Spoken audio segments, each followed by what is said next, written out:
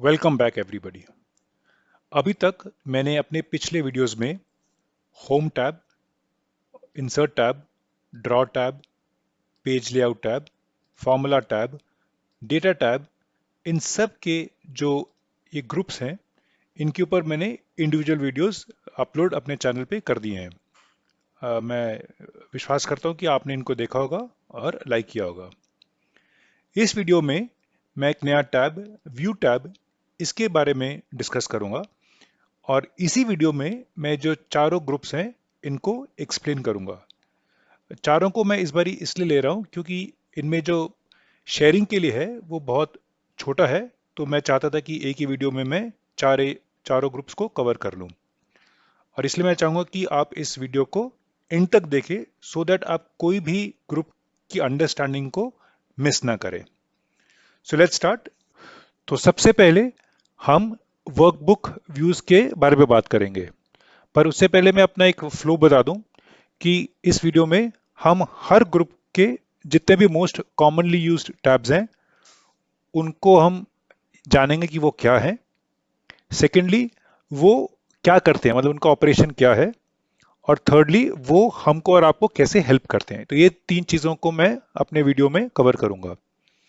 तो सबसे पहले हम पेज ब्रेक प्रीव्यू टैब के बारे में बात करेंगे, उसके बाद पेज लेआउट में, और फिर उसके बाद नॉर्मल व्यू टैब को हम डिस्कस करेंगे। और इसका रीजन है मैं ये सीक्वेंस क्यों पकड़ा हुआ है। तो पेज ब्रेक प्रीव्यू टैब, जैसे आपको नाम बता रहा है, ये आपके पेज को ब्रेक करता है और फिर उस ब्रेक का प्रीव्यू आपको दिखाएगा।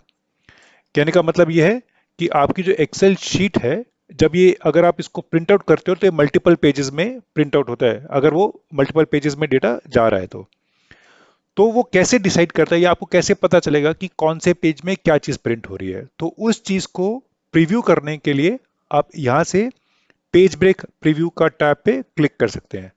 जैसे आप इस टैब पे क्लिक करेंगे, आप देखेंगे कि सिस्टम ने आपको एक विजुअल इंडिकेटर दे दिया कि आपके कितने इस फाइल में कितने पेजेस हैं।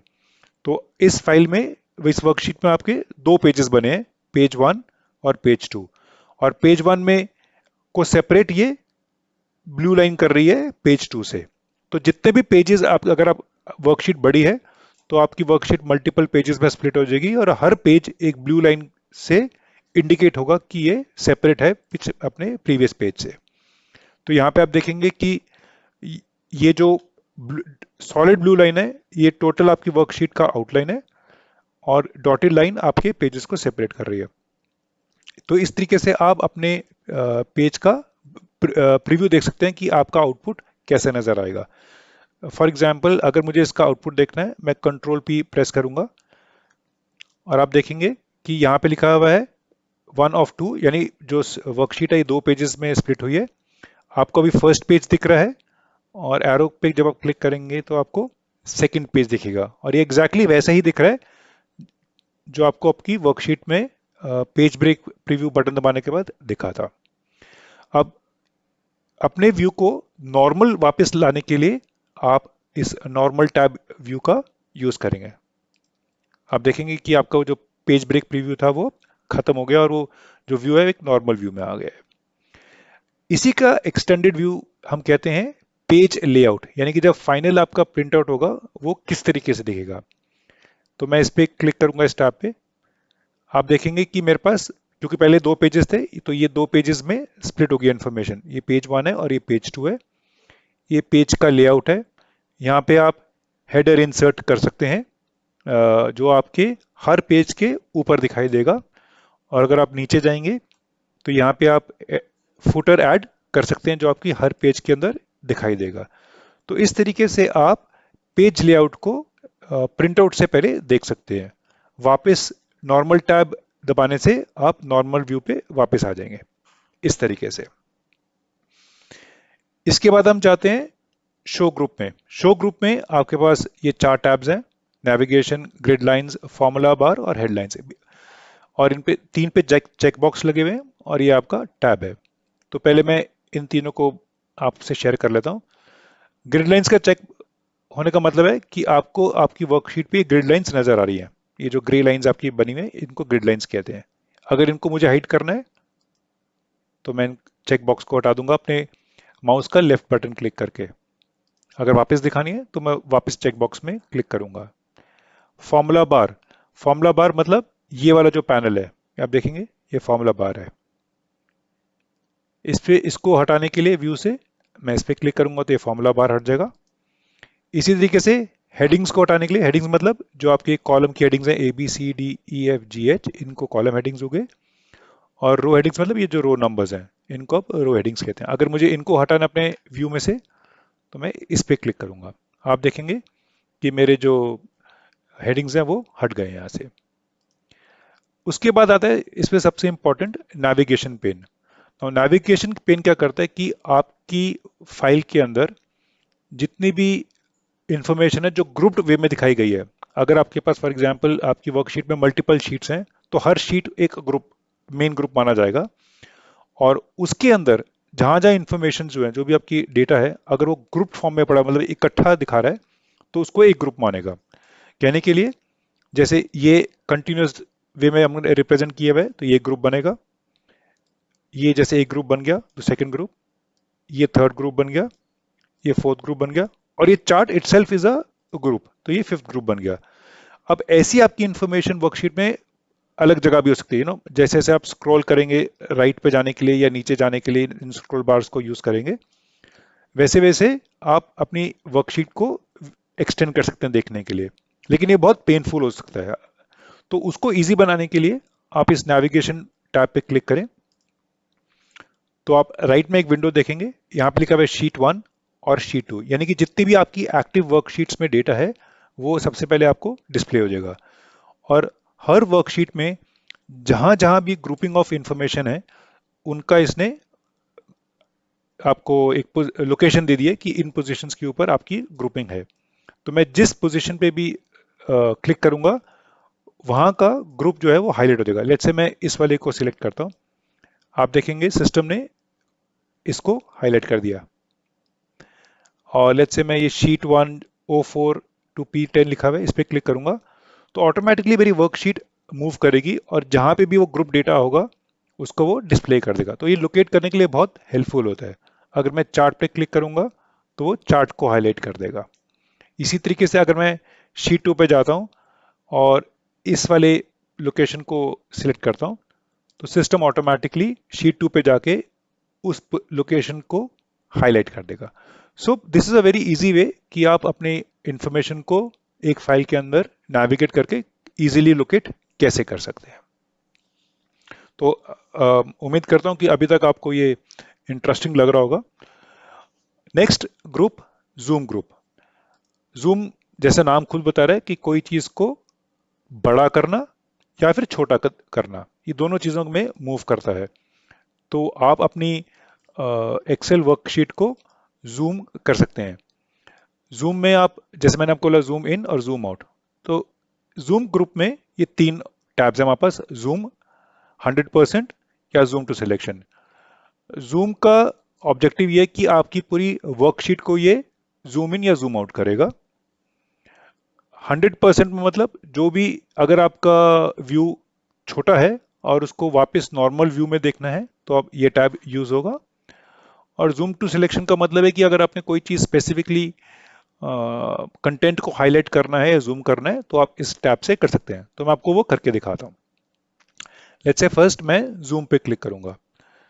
जैसे मैं जूम पे क्लिक करूंगा सिस्टम मेरे पास ऑप्शन देगा कि किस लेवल की मैग्निफिकेशन चाहिए। तो जहां पे भी आपका बटन नहीं होगा, रेडियो बटन होगा, वो उसकी करंट सिलेक्शन है, यानी कि अभी ये 100% जूम पे दिखा रहा है। जूम आउट करने का मतलब आपकी करंट सिलेक्शन से अगर आप बड़ा दिखाते हो मैग्निफिकेशन तो वो जूम आउट होगा, और अगर वो कम है तो वो जूम इन हो जाएगा। तो लेट्स से मैं अगर 75% पे बटन लाऊंगा तो यानी मैं जूम इन कर रहा हूं, यानी कि मैं अपनी स्क्रीन को छोटा देखना चाहता हूं। तो ये ओके बटन दबाने पर आपका स्क्रीन का साइज छोटा हो जाएगा उस केस में। और अगर मुझे इसको और छोटा करना है, लेट्स से 25% करना है, तो मैं इसको 25% सिलेक्ट करके ओके दबा दूंगा। एक ऑप्शन होता है यहाँ पे कस्टम का यानी कि यहाँ पे जो भी ऑप्शंस अगर आप जो दिख रहे हैं, अगर इनसे हटकर कुछ आपको देखना है अपने डेटा को तो आप यहाँ पे डाल सकते हैं। लेट्स से मैंने इसको 60 कर दिया तो ये 60% पे जूम आउट हो गया, क्योंकि जो प्रीवियस सिलेक्शन थी वो 25 थी, अब मैंने 60 किया है, जो बढ़ गई तो ये जूम आउट माना जाएगा उस केस पे। तो अभी 60% के ऊपर आपको दिखा रहा है। अब मुझे वापस 100% दिखाने के लिए, मतलब नॉर्मल व्यू दिखाने के लिए, मैं इस सिंपली इस टैब पे क्लिक कर सकता हूँ इस तरीके से। तो अब मेरे पास व्यू जो है वो नॉर्मल व्यू आ गया।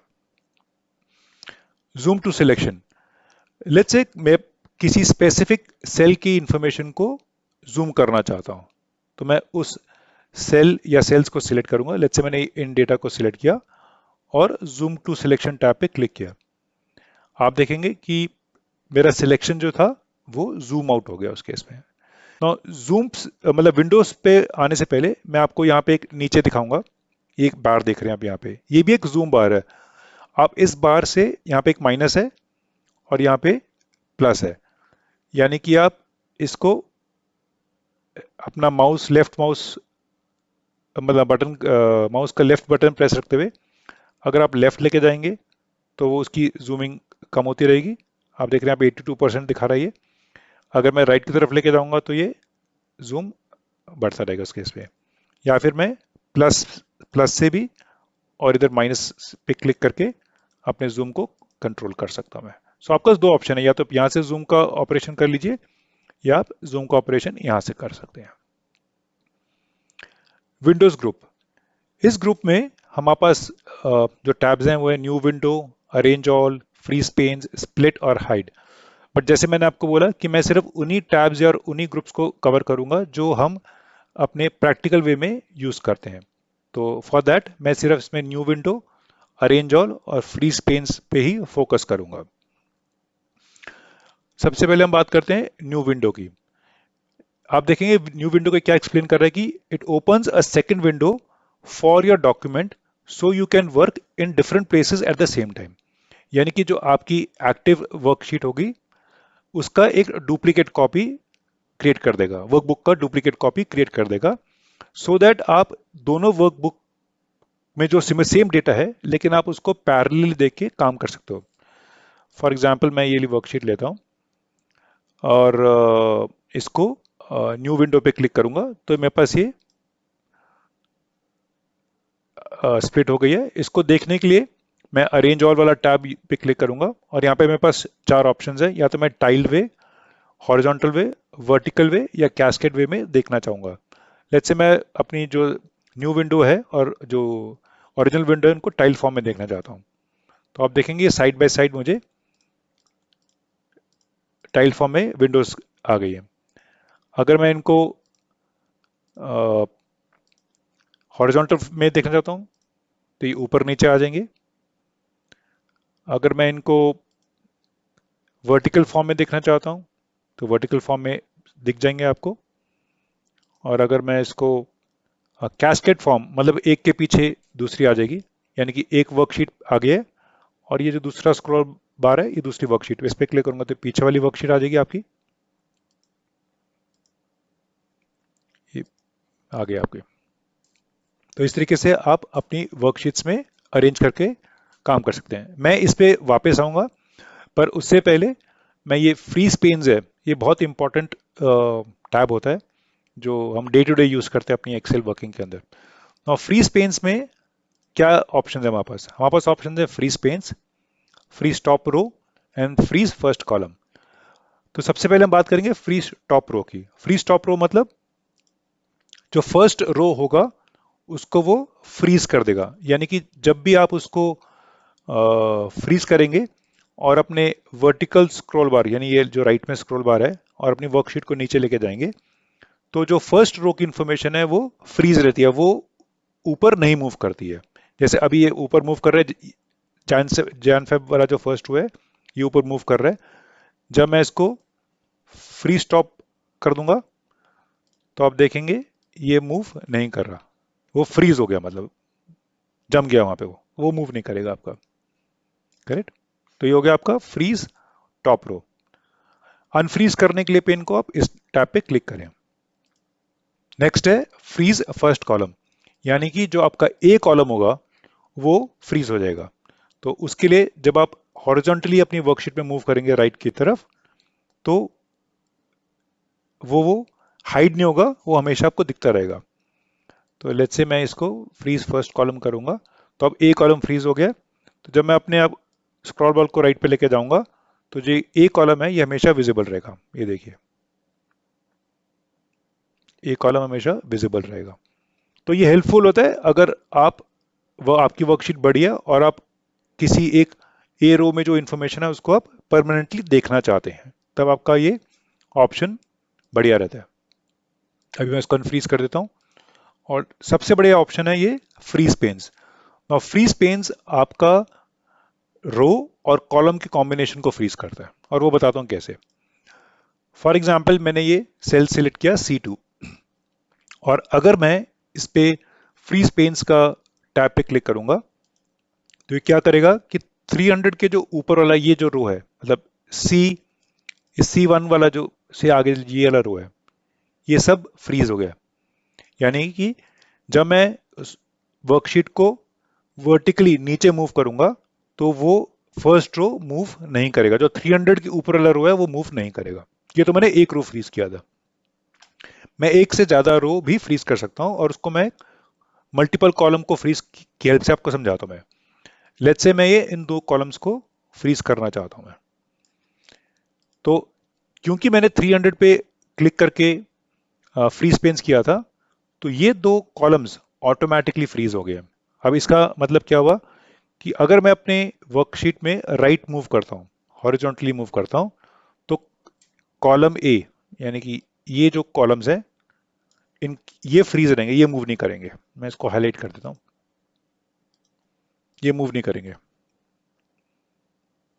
देखिए, तो अगर आपकी वर्कशीट में आगे भी डेटा है, O P Q R S ऐसे बड़ा डेटा है, तो आप बहुत इजीली फ्रीज पेन करके अपने कॉलम्स को और रोज को फ्रीज करके इंफॉर्मेशन को बहुत इजीली नेविगेट कर सकते हैं और उसको देख सकते हैं उसको।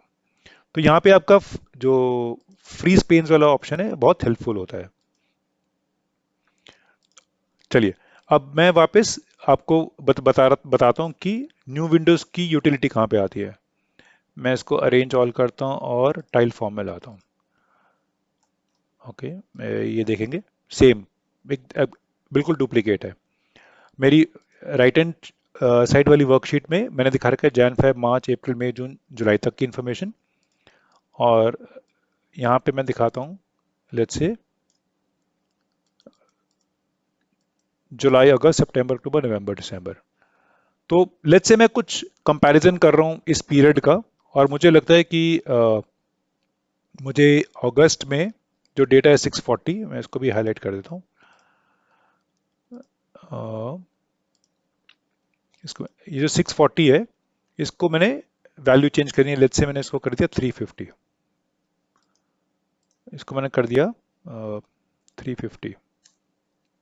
जैसे यहाँ 350 करूंगा आप देखेंगे मेरी मेन शीट में भी 359, सॉरी, वो चेंज आ गया है। तो मैं एक शीट को रेफरेंस रख के और दूसरी शीट में अपना डेटा चेंज कर सकता हूँ। और मुझे बहुत इजी होता है देखना कि जो मैंने एक वर्कशीट में जो चेंज किया है वो मेरी दूसरी वर्कशीट में रिफ्लेक्ट कैसे कर रहा है। तो मुझे बहुत आसान होता है काम करना, अपनी अपनी ही एक वर्कशीट की कॉपीज बना के और उसमें डेटा को व्यू करके काम करने में। तो आप देखेंगे कि व्यू टैब से आप काफ़ी कुछ अपनी वर्कशीट को देख सकते हैं, उसको एनालाइज कर सकते हैं वो कैसे दिखेगी जब उसका प्रिंट आउट होगा। अगर कोई आपको स्पेसिफिक चीज़ देखनी है तो आप जूम के फंक्शन से कर सकते हैं। आपको अपना रोज और कॉलम्स फ्रीज करने हैं तो आप फ्रीज पेन्स के टैब से वो काम कर सकते हैं। अगर आपको अपना पेज लेआउट देखना कि आपका जो प्रिंट आउट है वो कैसा दिखेगा, तो आप पेज लेआउट वाले टैब पे या पेज ब्रेक प्रीव्यू टैब पे क्लिक करके आप ये सब चीज़ें देख सकते हैं। तो आई थिंक अगर आप ओवरऑल देखेंगे तो आप एक्सेल बहुत हेल्पफुल होता है आपको अपने काम को प्रोडक्टिव बनाने के लिए। आई होप कि आपको ये इंफॉर्मेशन आपकी हेल्पफुल रही होगी, और आई होप कि आप आगे भी ये वीडियोस, मेरे जो वीडियोस हैं इंफॉर्मेटिव वीडियोस हैं वो देखते रहेंगे। And see you then, all the best and look forward to see you again. अगर आपको यह वीडियो पसंद आया हो तो इसे लाइक और फ्रेंड्स के साथ शेयर करें। ऐसे सिंपल और इन्फॉर्मेटिव वीडियोस के लिए इस चैनल को सब्सक्राइब करना ना भूलें। नए वीडियोस की नोटिफिकेशन के लिए बेल आइकन पर क्लिक कर सकते हैं। सी यू नेक्स्ट टाइम।